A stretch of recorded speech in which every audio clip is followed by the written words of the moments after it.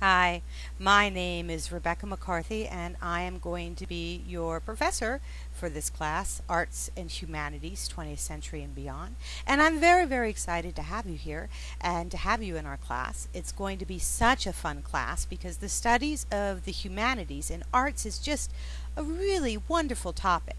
And although this class might be a requirement for you, I would like to challenge you in finding different ways in which each subject actually applies to what you hope to do with the rest of your life. I think that you'll be pleasantly surprised to find that there are going to be many interconnections for you.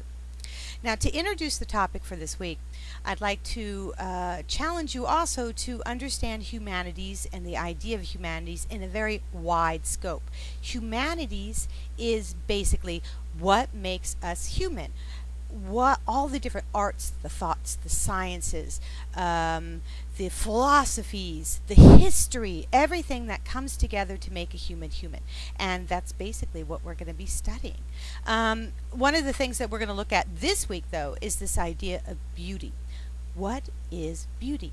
Now, what a weird word. I mean, we seem to think we know what beauty is when we see it, right?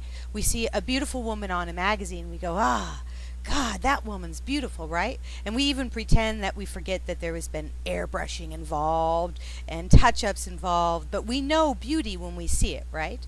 We see a tree swinging in the air to the right moment, maybe a song in our head, and we think to ourselves, wow, that is beauty.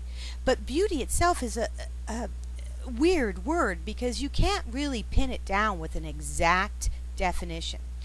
For example, I'm a pragmatist, and that's a philosophy that has its roots all the way back in the early Greeks, and specifically the Stoics.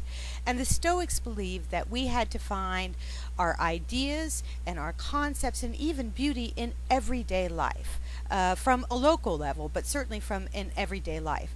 So for the Stoics and the later pragmatists like myself and William James and many other fine philosophers, the idea is that beauty is found when we are in harmony with our environment.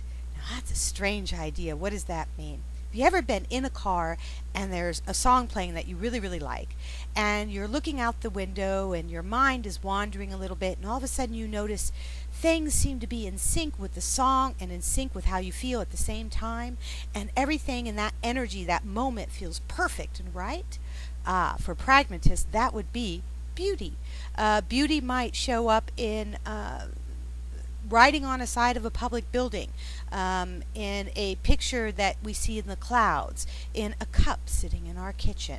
These are all things that might bring beauty as long as the object and you is in harmony with the moment.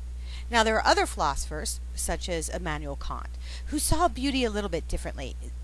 Kant felt like beauty needed to actually be divorced, physically divorced from everyday reality, because everyday reality was considered a bit of a drudgery, you know? I mean, everyday reality for most of us is you wake up, you get ready for work, you go to work, you have a lot of issues at work, people drive you nuts, a million emails, you come home, you got to deal with children, you got to take care of the house, you got to pay the bills, maybe you get to watch a TV show, but we can't really call that beauty. So Immanuel Kant said, listen, we got to separate beauty from the everyday, because everyday really is a lot of drudgery. I mean, it's just a lot of work, and beauty needs to be something different. And Kant, he took his philosophy, or a lot of it, from the idealists, specifically the philosopher Plato and his followers, who felt that actual beauty, the perfect understanding of beauty in the perfect form, existed in this netherworld,